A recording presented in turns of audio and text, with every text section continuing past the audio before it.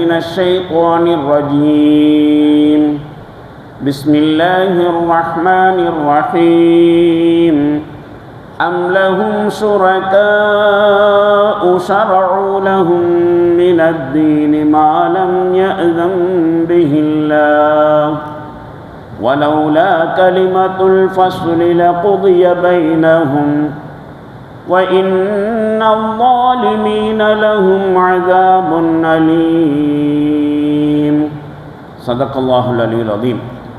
அளவிலா கருணையும் இணையிலா கிருபையும் உடைய அல்லாஹுவின் திருப்பெயரால் அல்லாஹ் அனுமதி அளிக்காத தீனின் தன்மை கொண்ட ஒரு வழிமுறையை வகுத்து கொடுக்கின்ற இணைக்கடவுள்கள் இவர்களுக்கு இருக்கின்றனவா? தீர்ப்பு பற்றிய வாக்கு முடிவு செய்யப்படாமல் இருந்திருந்தால் இவர்களின் விவகாரம் எப்போதோ தீர்க்கப்பட்டிருக்கும். திண்ணமாக இந்த கொடுமைக்காரர்களுக்கு துன்புறுத்தும் வேதனை இருக்கின்றது. அல்லாஹ் உண்மையே கூறினான். எல்லா புகழும் நம் அனைவரையும் அவனது இல்லத்தில் அதிகாலை இபாதத்தில் ஒருங்கிணைத்த அல்லாஹ் ஜல்லஷானஹு தஆலாவுக்கே உரித்தானது. சலாத்தும் சலாமும் நபிகளார் ஸல்லல்லாஹு அலைஹி வஸல்லம் அவர்கள் மீதும் அவர்களது வழிகாட்டுதலை பின்பற்றி நடக்கும் நல்லடியார் அனைவர் மீதும் குறிப்பாக இங்கு கூடியிருக்கும் நம்மனைவர் மீதும் என்றும் உண்டாகட்டுமாக. அன்புக்கும் மரியாதைக்கும் உரிய அல்லாஹ்வின் நல்லடியார்களே, சூரத்து சூரா எனப்படும் 42வது அத்தியாயத்தின் 21வது வசனம் ஓதி காண்பிக்கப்பட்டு மொழிபெயர்ப்பும் வாசிக்கப்பட்டுள்ளது. அல்லாஹு ஜல்லஷானஹு தஆலா இந்த குறிப்பிட்ட வசனத்தில் எத்தகைய வழிகாட்டுதலையும் எச்சரிக்கைகளையும் உள்ளடக்கி இதனை இறக்கியருளினானோ அவற்றை சரியான முறையில் விளங்குவதற்கும் அதன்படி செயல்படுவதற்கும் அல்லாஹ் நம் அனைவர்களுக்கும் அருள் பாலிப்பானாக. இந்த வசனம் சொல்லக்கூடிய சுருக்கமான கருத்து இதுதான். தௌஹீத் என்று சொல்லக்கூடிய இஸ்லாத்தினுடைய அடிப்படை கொள்கையை ஏற்றுக்கொண்டிருக்கக்கூடியவர் தன்னுடைய வாழ்க்கை முழுவதையும் அந்த தௌஹீத் எதிர்பார்க்கக்கூடிய விதத்தில் அமைத்து கொள்ள வேண்டும். வாழ்க்கை முழுவதையும் தௌஹீத் எதிர்பார்க்கிற அடிப்படையில் அமைத்து கொள்ளவில்லை என்று சொன்னால், குறிப்பாக வழிபாடுகளில் மட்டும் அல்லாஹ்வுடைய ஏகத்துவத்தை ஏற்றுக்கொண்டு வாழ்வியல் விவகாரங்களில் வேறு வழிமுறைகளை கையாண்டால் அது பட்டவர்த்தனமாக ஷிர்காகிவிடும். இந்த வசனம் சொல்ல வருகிற செய்தி அதுதான். தௌஹீத் என்பது வழிபாட்டில் மட்டுமல்ல, இறை நம்பிக்கை என்கிற ஈமான் கொள்கை அளவோடு முடிந்துவிடக்கூடிய விஷயம் அல்ல. அல்லாஹ் ஒருவன் தான், அவன் இருக்கிறான், அவனுக்கு இணை துணை இல்லை, அவன் தனித்தவன், அவன்தான் உலகத்தை படைத்தான், அவன்தான் ஹயாத்தை கொடுக்கிறான், அவன்தான் வாழ்வாதாரத்தை கொடுக்கிறான், அவன்தான் மௌத்தாக்குறான், எல்லா அதிகாரமும் அவன் கையில் தான் இருக்கிறது என்கிறது மாதிரியான அல்லாஹ்வோடு சம்பந்தப்பட்ட விவரங்கள் இருக்கின்றதே, அந்த விவரங்களை மனசில் ஏற்றுக்கிறதுக்கு மட்டும் பேர் அல்ல ஈமான். அதனை மட்டும் ஏற்றுக்கொண்டு அவனுக்கு மட்டும் வழிபாடு செய்வது மட்டுமல்ல தௌஹீது. அந்த கொள்கை ஒரு மனிதனுடைய, அதாவது ஒரு மோமினுடைய வாழ்வியல் விவகாரங்கள் அத்துணையிலும் வெளிப்பட வேண்டும். அந்த அல்லாஹ் என்ன வழிகாட்டுதலை கொடுத்திருக்கிறானோ அந்த வழிகாட்டுதல்களை சொந்த வாழ்க்கையிலே கடைபிடிக்க வேண்டும், குடும்ப வாழ்க்கையிலே நடைமுறைப்படுத்த வேண்டும், சமுதாய வாழ்க்கையிலும் அவற்றை கொண்டு வர வேண்டும். என்னத்தை? அல்லாஹ் வழங்கி இருக்கக்கூடிய வழிகாட்டுதல்களை நடைமுறைப்படுத்தணும். அப்போ நம்பிக்கை அளவில் மட்டும் அல்லாஹுவை ஏற்றுக்கொண்டு விட்டு வாழ்க்கை விவகாரங்களில் வேறு வழிமுறைகளை, அல்லாஹ் காட்டித்தராத வேறு வழிமுறைகளை ஒருவர் கடைபிடித்தால் அதுக்கு பேரும் ஷிர்க்கு தான். இறைவன் 2 என்று சொல்வதற்கு சமமானது அது. அந்த மாதிரி வார்த்தையை சொல்லாவிட்டாலும் வாழ்க்கை விவகாரங்களில் அல்லாஹ்வுடைய வழிகாட்டுதலை விட்டுவிட்டு வேறு வழிமுறையை கையாண்டால் அதுவும் ஷிர்க்கு தான் என்பதைத்தான் இந்த வசனம் சொல்லி காட்டுகிறது. இந்த வசனம் இப்படி ஒரு கேள்வியோடு ஆரம்பிக்குது. அம் லஹும் ஷுரக்கா, இவர்களுக்கு இணை கடவுள்கள் உள்ளனரா? ஷுரக்கா அப்படின்னு சொன்னால் ஷரீக் என்பதனுடைய பன்மை. ஷரீக்னா கூட்டாளி. பங்காளி. அப்போ அல்லாஹ்வுக்கு பங்காளிகள் இருக்கின்றார்களா? இவங்களுக்கு அல்லாஹ்வை விடுத்து அல்லாஹ் மாதிரி வேற யாராவது கூட்டாளிகள் இருக்கின்றார்களா? இணை கடவுள்கள் இருக்கின்றார்களா? இந்த இணை கடவுள்கள் என்பதன் மூலமாக இந்த இடத்துல என்ன கருத்தில் கொள்ளப்பட்டிருக்கிறதுன்னு சொன்னால், மக்கள் பிரார்த்தனை செய்யக்கூடிய, நேர்ச்சைகள் வழிபாடுகள் செய்யக்கூடிய மனுஷங்கள் தங்களுடைய பூஜை புனஸ்காரங்களை அர்ப்பணிக்கக்கூடிய சிலைகளை பற்றி இங்கே சொல்லலை. சுரக்கான்னா அதல்ல இணை கடவுள்கள் அப்படின்னு சொன்னால், மாறாக ஆட்சி அதிகாரத்தில் அல்லது அன்றாட நடவடிக்கைகளில் தன்னை கட்டுப்படுத்துவதில் அல்லாஹ்வுக்கு சமமாக இணையாக மக்கள் யாரையெல்லாம் நினைத்திருக்கிறார்களோ அவர்களைத்தான் இங்கே சுரக்கா இணை கடவுள்கள் என்று சொல்லப்பட்டிருக்கிறது.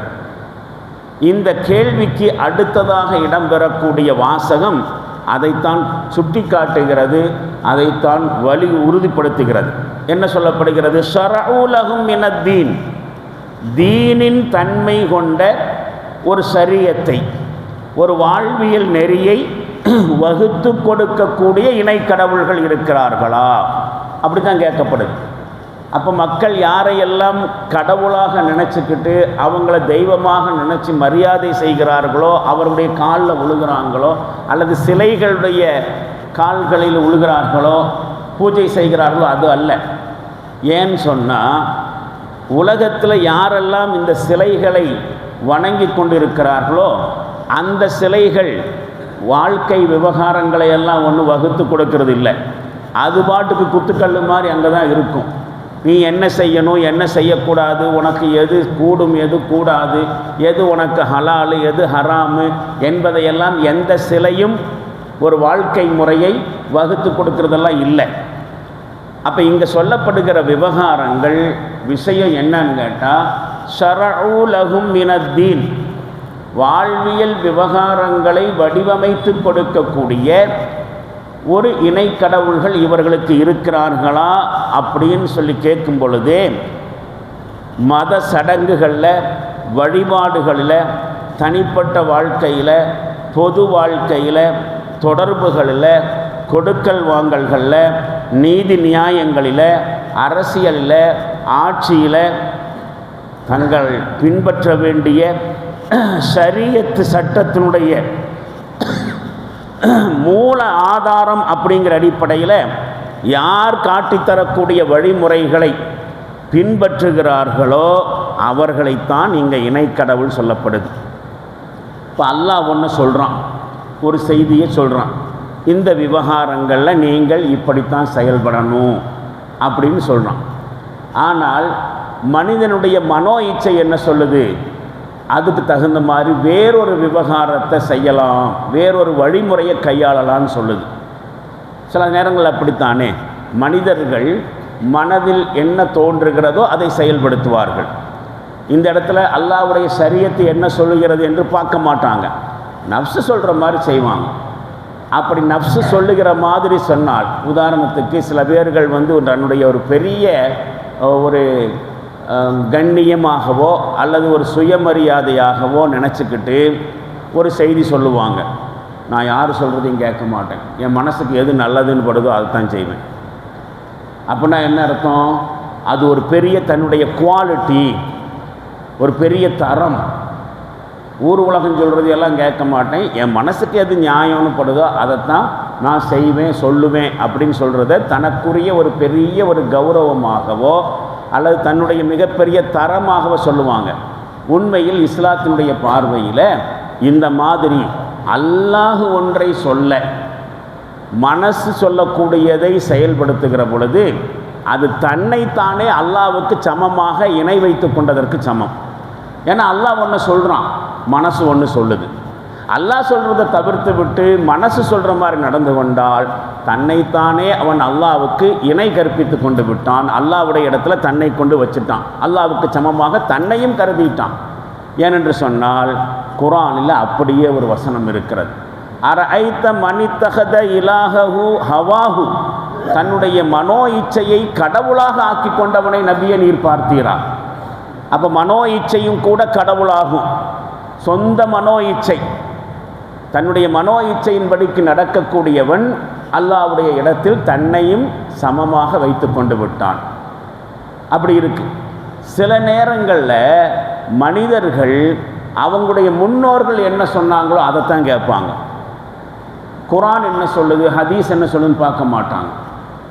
பாரம்பரியமாக எங்கள் அப்பா அம்மா இப்படித்தானே செஞ்சுட்டு வந்தாங்க, புதுசாக அதை எப்படி மாற்ற முடியும் என்று முன்னோர்களை கண்மூடித்தனமாக பின்பற்றுவார்கள். அது தன்னுடைய சொந்த வாழ்க்கையாக இருக்கலாம், குடும்ப வாழ்க்கையாக இருக்கலாம், சமுதாய வாழ்க்கையாக இருக்கலாம், அரசியலாக இருக்கலாம், பொருளாதாரமோ கல்வியோ, மனுஷன் வாழ்க்கையில் என்னென்ன துறையில் ஈடுபடுகிறானோ அந்த துறைகளில் இதுக்கு முன்னாடி எங்கள் அப்பா அம்மா இப்படித்தானே செஞ்சாங்க, அந்த பாரம்பரியத்தை நான் எப்படி விட்டு கொடுக்க முடியும் என்று சொல்லி அல்லாஹ் காட்டியிருக்கிற வழிகாட்டுதலுக்கு மாற்றமாக இந்த காலங்காலமாக பின்பற்றப்பட்டு வரக்கூடிய மரபுகளை ஒருத்தன் அதை எப்படி விட்டு கொடுக்க முடியும்? அது நம்முடைய பழக்கமாச்சே, நம்முடைய கலாச்சாரமாச்சே, முன்னோர்கள் இதை பிடிவாதமாக இவ்வளவு காலமாக அதை ஃபாலோ பண்ணிட்டு வந்திருக்கிறாங்களே, அதை எப்படி நாம் விடுறது என்கிற ரீதியில் அறிவீனமாக கண்மூடித்தனமாக முன்னோர்கள் செஞ்சாங்க அப்படிங்கிற ஒரே காரணத்துக்காக வேண்டி, அல்லது நீண்ட நெடுங்காலமாக இது செயல்படுத்தப்பட்டு வருகிறது என்கிற காரணத்துக்காக வேண்டி குர்ஆன் சொல்லக்கூடிய செய்திகளை விட்டுவிட்டு, வழிகாட்டுதலை விட்டுவிட்டு வேறு மக்கள் சொல்லக்கூடிய வழிகாட்டுதல்களை ஒருவன் ஃபாலோ பண்ணுறான்னு சொன்னால் அந்த மக்களை அல்லாஹ்வுடைய இடத்துல கொண்டு வந்து வச்சுட்டான்னு அர்த்தம். ஏன்னா அல்லாஹ் ஒன்று சொல்கிறான், முன்னோர்கள் வேற ஒன்று சொல்கிறாங்க, அல்லாஹ் சொன்னதுக்கு மாற்றமாக சொல்கிறாங்க. அப்போ அல்லாஹ் சொல்கிறத விட்டு முன்னோர்களை பின்பற்றினால் அல்லது இன்றைக்கு வாழ்ந்து கொண்டிருக்கக்கூடிய மனிதர்களை பின்பற்றினால் அவங்கள அல்லாஹ்வுடைய இடத்துல கொண்டு போய் வச்சுட்டாங்கன்னு அர்த்தம். அப்படியும் ஒரு குர்ஆன் வசனம் வருகிறது. என்ன வருகிறது? இவர்கள் அல்லாஹ்வை விடுத்துவிட்டு யார் யாரையெல்லாமோ ரப்புகளாக ஆக்கி கொண்டு விட்டார்கள் என்கிற கருத்தில்.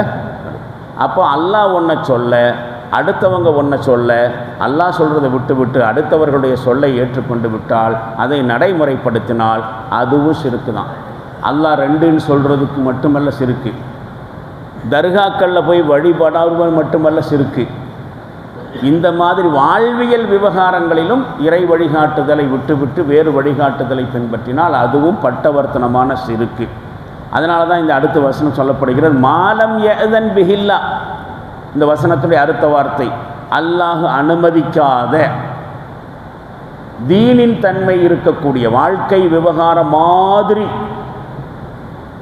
வேறொரு விவகாரங்களை வகுத்து கொடுக்கக்கூடிய இணைக்கடவுகள், அந்த மாதிரியான சட்டங்கள், கொள்கைகள், ஸ்கேல் என்று சொல்லக்கூடிய அளவுகோல்கள் எல்லாமே அல்லாஹ்வுடைய அனுமதி இல்லாமல் உருவாக்கப்பட்டவை.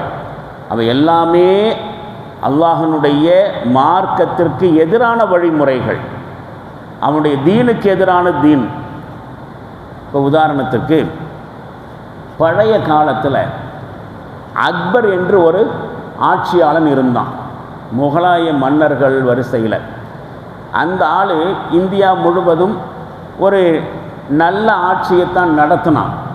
ஆனால் அது உச்சகட்டமாக போய் இந்த இந்து முஸ்லீம்களுக்கு இடையில் நான் ஒரு ஒற்றுமையை ஏற்படுத்த போகிறேன், மத ரீதியான வேறுபாடுகளெல்லாம் மனுஷங்களை பிரிக்கிறக்கூடாது, இந்த ஆள் ஹிந்து, இந்த ஆள் முஸ்லீம், இந்த ஆள் கிறிஸ்டியன் அப்படின்னு மாதிரியெல்லாம் இல்லைன்னு. இன்றைக்கி எப்படி மோடியுடைய அரசாங்கம் ஒட்டுமொத்த இந்தியாவுக்கும் நான் ஒரு காமன் சிவில் கொண்டு வர போகிறேன், காமன் சிவில் கோட், பொது சட்டத்தை கொண்டு வர போகிறேன், கல்யாணம் மாதிரியான விவகாரங்கள், அந்த மாதிரி கொடுக்கல் வாங்கல், எல்லா விஷயத்திலையும் எல்லா இந்தியர்களுக்கும் பொதுவான ஒரு சிவில் சட்டம், குடிமையியல் சட்டம். அது இந்துவாக இருக்கட்டும், கிறிஸ்தவனாக இருக்கட்டும், வழிபாடுகளில் மட்டும் அவனுடைய மதத்தை ஃபாலோ பண்ணிக்கிட்டோம். கிறிஸ்துவன் சர்ச்சுக்கு போய் ஜெபிக்கட்டும், முஸ்லீமு பள்ளிவாசலுக்கு போய் தொழுகட்டும், ஹிந்து கோயிலுக்கு போய் பூஜை புனஸ்காரம் செய்யட்டும், வணங்கட்டும். ஆனால் வாழ்க்கை விவகாரங்களில் இந்த மதத்தை தாண்டி எல்லாருக்கும் பொதுவான ஒரு சட்டம் இருக்கணும். Common civil code, personal law போர்டெல்லாம் இருக்காலே அதெல்லாம் தூக்கி விட்டு போட்டு இந்தியர்களுக்கு ஒரே மாதிரியான குடிமை சட்டம், அவன் எந்த மதத்தை சார்ந்தவனாக இருந்தாலும் தன்னுடைய வாழ்க்கை விவகாரம்னாக்கா குடும்பவியல் சம்பந்தமாக இருக்கக்கூடிய அத்தனையிலையும் பொதுவான ஒரு சட்டத்தை தான் ஃபாலோ பண்ணணும்னு இன்றைக்கி சொல்லிக்கிறாங்க. இதே தான் அக்பர் என்று சொல்லக்கூடிய அந்த ஆட்சியாளனும் செஞ்சான். எல்லாருக்குமான ஒரு பொதுவான ஒரு வாழ்க்கை முறையை நான் வகுத்து கொடுக்க போகிறேன் அல்லாவுக்கு எதிராக. அதான் மாலம் யஅதன்பி இல்லா, அல்லாஹ் அனுமதிக்கு அளிக்காத தீனுடைய தன்மை கொண்ட வாழ்க்கை முறையை வகுத்து கொடுக்கக்கூடிய இணைக்கடவுள்கள் அப்படின்னு இங்கே குர்ஆனில் சொல்லப்படுதா இல்லையா? அது மாதிரி இஸ்லாத்தை தள்ளிவிடு, கிறிஸ்தவத்தை தள்ளிவிடு, இந்துத்துவத்தை தள்ளிவிடு, நான் என்ன செய்கிறேன், ஒரு கடவுளுடைய புதிய மதத்தை உங்களுக்கு உருவாக்கி தருகிறேன்னு சொல்லி தீனே இலாஹின்னு அதுக்கு ஒரு பேரை வச்சு எல்லாத்தையும் மிக்ஸ் பண்ணி ஒரு வாழ்க்கை முறையை அந்த ஆள் ப்ரொசீட் பண்ணார். இந்து வழிகாட்டுதல்கள், கிறிஸ்துவ வழிகாட்டுதல்கள், இஸ்லாமிய வழிகாட்டுதல் எல்லாத்துலேருந்து கொஞ்சம் கொஞ்சம் போட்டு மிக்ஸ் பண்ணி குலுக்கி சர்பத்துன்னு சொல்லுவாங்கள்ல, அந்த மாதிரி எல்லா மதங்களிலிருந்தும் எடுத்து ஒரு மிக்ஸ் பண்ணி ஒரு புதிய மதத்தை அந்தால் உருவாக்கி தீனே இலாஹின்னு அதுக்கு பேரை வச்சு எல்லா இந்தியர்களும் இதைத்தான் ஃபாலோ பண்ணணும் அப்படின்னு சொல்லிட்டு மக்களுக்கு முன்னாடி கொண்டு வந்த அந்த ஆட்சியாளன். அப்படி கொண்டு வந்தனால தான் அக்பர் மாதிரி உள்ள ஆளுகளை இன்றைக்கி இருக்கக்கூடிய சங்கி அரசாங்கம் தூக்கி பிடிக்குது. ஏன்னா இவங்களுடைய மனசுக்கு தகுந்த மாதிரி அந்த ஆள் சொல்லியிருக்கிறாங்கிறனால யாரையும் ஏற்றுக்க மாட்டான். இன்றைக்கி இருக்கக்கூடிய சங்கிகள் அக்பர் ஏற்றுக்குவான். எல்லாத்துக்கும் பொதுவாக இந்த இஸ்லாத்தை விட்டு கொடுக்குற மாதிரி இருந்தானாக்கா யாராக இருந்தாலும் இன்றைக்கி இருக்கக்கூடிய ஏற்றுக்குவான். அந்த மாதிரி அல்லாஹ் அனுமதி அளிக்காத தீனின் தன்மை கொண்ட வழிபாடுகளை பொறுத்த வரைக்கும் அவனுடைய மதத்தை படி ஃபாலோ பண்ணிக்க. பொதுவான வாழ்க்கை விவகாரங்களில் நான் சொல்கிற மாதிரி கேளு. இதுதான் இந்த வசனம் சொல்லக்கூடிய செய்தி. அப்போ அல்லாவை தவிர மற்ற தெய்வங்கள் மீது நம்பிக்கை வைக்கிறதும் அந்த தெய்வங்கள்கிட்ட பிரார்த்தனை செய்யதும் எப்படி சிறுக்கோ அதே மாதிரி மனிதர்கள் அவரவர்களாக உருவாக்கி கொள்ளக்கூடிய வாழ்க்கை முறைகளும் நாகரிகங்களும் அதனை நடைமுறைப்படுத்துறதும் சிறுக்கு தான். எப்படி வாழ்க்கையில் வழிபாடுகளுக்கு மட்டும் முக்கியத்துவம் கொடுக்குறாங்களோ அதே மாதிரி வாழ்க்கை விவகாரங்கள்லையும் அப்படிப்பட்ட முக்கியத்துவம் கொடுப்பாங்க. எல்லா விஷயத்துலையும் அல்லாஹ் ரசூலும் ஒன்று சொல்கிறாங்க, ஆனால் இங்கே லைஃப் ஸ்டைல் வேறு மாதிரி இருக்குது. அப்போ பள்ளிவாசலுக்கு வருவாங்க, அல்லாஹ் ரசூல் சொன்ன மாதிரி பர்ஃபெக்டாக தொழுகை காரியங்கள்லாம் நடக்கும். ஆனால் வாழ்க்கை விவகாரங்களில் என் மனசுக்கு என்ன தோணுதோ அது மாதிரி, அல்லது என்னுடைய சார்ந்தவர்கள் என்ன விரும்புகிறாங்களோ அது மாதிரி. ஒரு சின்ன உதாரணம் சொல்கிறேன். இந்த தாஜ்மஹால்னு ஒன்று இருக்கா இல்லையா? அந்த தாஜ்மஹாலை பற்றி சொல்லுங்கிற பொழுது ஒரு செய்தி சொல்லுவாங்க. என்ன செய்தி? தாஜ்மஹாலை உத்து பாருங்க, இலக்கிய நயத்தோடு சொல்லக்கூடிய விஷயம், கவிதை நயத்தோடு சொல்லக்கூடிய விஷயம். தாஜ்மஹாலை உத்து பாருங்க, ஒரு கயிறு தெரியும். அந்த கயிறினுடைய இன்னொரு முனை மும்தாஜ் என்கிற அரசியினுடைய கையில் இருக்கும். மும்தாஜ் என்கிற அரசியல் கையில் இருக்கும். அவ்வளோதான், கவிதை முடிஞ்சு போச்சு. என்ன அர்த்தத்தில்? இந்த பிரம்மாண்டமான மாளிகையை கெட்டுறதுக்கு பின்னாடி மும்தாஜ் என்கிற அந்த ஷாஜஹான் என்கிற மன்னனுடைய மனைவி இருக்கிறார். அவளுடைய விருப்பத்திற்காக, அவளுடைய திருப்தியை பெறுவதற்காக, அவளுடைய அன்பை பெறுவதற்காக வேண்டி என்ன செய்கிறான்? ஷாஜஹான் என்கிற மன்னன் நாட்டு மக்களுடைய காசு எடுத்து இவ்வளவு பிரம்மாண்டமான ஒரு மாளிகையை கட்டியிருக்கிறான். அப்போ இதை செய்கிறதுக்கு பின்னாடி அதை ஆட்டுவிச்சது யார்? அவனுடைய மனைவி. இப்போ மனைவி சொல்லே மந்திரம் என்கிற அடிப்படையில் சொந்த விருப்பத்திற்காக வேண்டி அந்த அரசியனுடைய ஆணைப்படி அந்த அம்மா ஆர்டர் பண்ணிச்சோ இல்லையோ அந்த அம்மாவை திருப்திப்படுத்துறதுக்காக வேண்டி இந்த மன்னன் செஞ்ச வேலையாக்கு இது அப்படின்னு சொல்லுவாங்க. இன்றைக்கும் நம்முடைய குடும்ப விவகாரங்களில் இப்படித்தான் இருக்குது. அல்லாஹ் ஒன்றை சொல்கிறான், ஆனால் நம்முடைய குடும்பாதிகள் ஒன்றை சொல்கிறாங்க, அவங்களுடைய விருப்பத்தை நிறைவேற்றணும், அதனால் என்ன செய்வோம், இந்த விவகாரங்கள் நாம் இப்படி செய்வோம் என்று சொல்லி இறை வழிகாட்டுதல்கள் இஸ்லாமிய வழிகாட்டுதலுக்கு மாற்றமாக குடும்ப விவகாரங்களில் மற்றவருடைய விருப்பத்துக்கு தகுந்த மாதிரி செயல்படுகிற பொழுது இதுவும் பட்டவர்த்தனமான சிறுக்கு தான் என்பதைத்தான் இந்த வசனம் சொல்லி காட்டுகிறது. அப்போது தொழுகை மாதிரியான விவகாரங்களில் அல்லாஹ் சொன்ன மாதிரி கேட்குறது, அதில் ரொம்ப பர்ஃபெக்ட் பார்க்குறது, சுன்னத் என்ன, நஃபில் என்ன, பரல் என்ன, வாஜிப் என்ன, எப்படி செஞ்சால் சுன்னத்து, எப்படி செஞ்சால் வாஜிபு, பர்ஃபெக்டாக பார்க்குறது. ஆனால் சொந்த வாழ்க்கை விவகாரத்தில் வேறு வழியில் நடக்கிறதை பற்றி குர்ஆனில் கடுமையான எச்சரிக்கை இருக்கிறது. அது எப்படி வருகிறது என்று சொன்னால் 2வது அத்தியாயத்தில் 85வது வசனம் என்ன சொல்லுகிறது? அஃபதுமினூன பிபஅதில் கிதாபி வ தக்ஃபுரூன பிபஅத். இறை வழிகாட்டுதலில் சிலதை மட்டும் நீங்கள் பின்பற்றி விட்டு வேறு சிலவற்றை நீங்கள் மறுக்கின்றீர்களா? அப்போ உங்களுக்கு பிடிச்சதை மட்டும் நீங்கள் என்ன செய்வீங்க? இஸ்லாத்தில் ஃபாலோ பண்ணுவீங்க. உங்களுக்கு பிடிக்கலைன்னு சொன்னானாக்கா வேறு மெத்தேடில் நீங்கள் அதை நடத்திட்டு போவீங்க. அப்போ ஒட்டுமொத்த லைஃப் ஸ்டைலில் வழிபாடு சம்பந்தப்பட்ட விவகாரங்களில் மட்டும் நீங்கள் சில வாழ்க்கை முறையை, சில வழிமுறைகளை ஃபாலோ பண்ணுறதும், வாழ்வியல் விவகாரங்களில் வேறு மெத்தேடு ஃபாலோ பண்ணுறது குர்ஆனுக்கு பதிலாக. அதைத்தான் சொல்லப்படுது. அஃபதுமினூன பிபாதில் கிதாபி வ தக்ஃபுரூன பிபாத். வேதத்தினுடைய சில பகுதிகளை ஏற்றுக்கொண்டு விட்டு வேறு சிலவற்றை நீங்கள் மறுக்கிறீர்களா? ஃபமா ஜஸாஉ மன் யஃபலு ஸாலிக மின்கும். உங்களில் இவ்வாறு செய்யக்கூடியவர்களுக்குண்டான கூலி என்ன தெரியுமா? தண்டனை என்ன தெரியுமா? இல்லா ஹிஸியுன் ஃபில் ஹயாத்தி துன்யா. இந்த உலக வாழ்க்கையில் உங்களுக்கு இழிவை தவிர வேறு ஒன்றும் கிடையாது. வயௌமல் கியாமத்தி யுரத்தூன இலா அஷத்தில் அதாப். மறுமை நாளிலோ கடுமையான தண்டனையின் பக்கம் அவர்கள் விரட்டப்படுவார்கள். வமல்லாஹு பிகாஃபிலின் அம்மா தஅமலூன். நீங்கள் செய்து கொண்டிருக்கக்கூடியவர்களை பற்றி அல்லாஹ் கவனமற்றவனாக இல்லை, பார்த்துட்டு தான் இருக்கிறான் என்று ஒரு வசனம் முடிவடைகிறது. இந்த 2வது அத்தியாயத்தினுடைய 85வது வசனம். அப்போது இஸ்லாம் என்று சொன்னால் மனுஷன் எந்தெந்த துறைகளிலெல்லாம் அவன் ஈடுபடுவானோ அந்தந்த துறைகளிலெல்லாம் இஸ்லாம் சொன்ன மாதிரி, அல்லாவும் அல்லாவுடைய தூதரும் சொன்ன மாதிரி நடந்து கொண்டால் அவனுக்கு பேர் ஈமான்தாரி, அவனுக்கு பேர் தௌஹீதுவாதி. இப்போ தர்காக்கெல்லாம் போகாமல் பள்ளிவாசலுக்கு மட்டும் தொழவரம் மட்டுமல்ல தௌஹீதுவாதி. வாழ்வில் விவகாரங்கள் எல்லாவற்றிலையும் அல்லாஹ் ரசூல் சொன்ன மாதிரி நடந்து கொள்ளக்கூடியவன் இறை நம்பிக்கையாளன், முழுமையான இறை நம்பிக்கையாளன். இந்த வசனத்தை திரும்பவும் பார்ப்போம். எந்த மாதிரி வருகிறது இந்த வசனம்?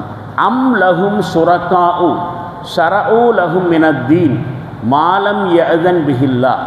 அல்லாஹ் அனுமதி அளிக்காத தீனின் தன்மை கொண்ட வாழ்க்கை முறையை வகுத்து கொடுக்கக்கூடிய இணை கடவுள்கள் இவர்களுக்கு இருக்கிறார்களா? வலவுலா கலிமத்துல் ஃபஸ்லி. தீர்ப்பு பற்றிய வாக்கு முதல்லையே முடிவு செய்யப்படாமல் இருந்திருந்தால் லகுதிய பைனஹும். இவர்களுடைய விவகாரங்கள் எப்பொழுதோ தீர்க்கப்பட்டிருக்கும். என்ன தீர்ப்பு பற்றிய வாக்கு? ஒரு அவகாசம் கொடுத்து வச்சிருக்கிறான் அல்லாஹ். மனிதர்கள் செய்யக்கூடிய தவறுகளுக்கெல்லாம் அப்பப்பவே தண்டனை கொடுக்கறதுங்கிறது இந்த துனியாவில் இல்லை. நீ செய்கிறதெல்லாம் செஞ்சுக்கோ, நீ செய்யக்கூடிய செயல்பாடுகள் நல்லதோ கெட்டதோ அதுக்குண்டான கூலி கொடுக்கறதுக்கு அல்லாஹ் ஒரு நாளை நிர்ணயம் பண்ணி வச்சுருக்கானல்ல, அதுதான் தீர்ப்பு பற்றிய வாக்கு முடிவு செய்யப்படாமல் இருந்திருந்தால். இப்போ இங்கே மனிதர்கள் செய்யக்கூடிய தவறுகளுக்கு நியாயம் கற்பிக்கிறது இதுதான் ஒரு காரணம். நான் செய்கிறது தப்பாக இருந்தானாக்கா அல்லாஹ் எனக்கு தண்டனை கொடுத்துருக்க வேண்டியது தானே. எனக்கு தான் அல்லாஹ் தண்டனை தரலையே. நான் செய்கிறத பார்த்துட்டு அல்லாஹ் எனக்கு பனிஷ்மெண்ட் தரலையே. அப்போ நான் செஞ்சது தப்பே இல்லை. நான் செஞ்சது தப்பாக இருந்தால் உடனடியாக எனக்கு என்ன செஞ்சுருக்கணும்? அல்லாஹ்வின் தரப்புலேருந்து ஏதாவது ஒரு தண்டனை வந்திருக்கணும். வரலையல்ல, அப்போ நான் செஞ்சது தப்பு இல்லை. ஆனால் அல்லாஹ் இப்படிப்பட்டவர்களுக்கு கொடுக்கக்கூடிய பதிலாக்கும் இது தீர்ப்பு ஒன்று வச்சிருக்கிறான், ஒரு தவணை வச்சிருக்கிறான். அந்த முடிவை மட்டும் அல்லாஹ் செய்யாமல் இருந்திருந்தால் மனிதர்கள் செய்யக்கூடிய தவறுகளுக்கு அப்பப்போ என்ன செய்யப்பட்டிருக்கும்? தண்டனை கொடுக்கப்பட்டு இருக்கும். அதைத்தான் சொல்லப்படுகிறது வலவுலா கலிமத்துல் ஃபஸ்லி லகுதிய பைனஹும். தீர்ப்பை பற்றிய வாக்கு முன்னமேயே முடிவு செய்யப்படாமல் இருந்திருந்தால் இவருடைய விவகாரம் அவங்க செய்யக்கூடிய அந்தந்த தவறுகளுக்கு அப்பப்பவே என்ன செய்யப்படும்? தண்டனை கொடுக்கப்பட்டிருக்கும். வஇன்ன வாலிமின லஹும் அஸாபுன் அலீம். கொடுமைக்காரர்களுக்கு கடுமையான தண்டனை காத்து கொண்டு இருக்கிறது. அதுக்கு டைம் இருக்குது, இப்போவே கிடைக்காது என்று சொல்லி இந்த வசனம் முடிவடைகிறது. அல்லாஹு ஜல்ல ஷானுஹு தஆலா எத்தகைய எச்சரிக்கையை இந்த வசனத்தில் உள்ளடக்கி இதனை இறக்கி அறிவிக்கிறானோ அந்த எச்சரிக்கையை புரிந்து கொண்டு செயல்படக்கூடிய நன்மக்களாக அல்லாஹ் நம் அனைவர்களையும் ஆக்கி அருள்வானாக. வாஹிர் தாவானா அல்ஹம்துலில்லாஹி ரப்பில் ஆலமீன். அஸ்ஸலாமு அலைக்கும் வரஹ்மத்துல்லாஹி தஆலா வபரகாத்துஹு.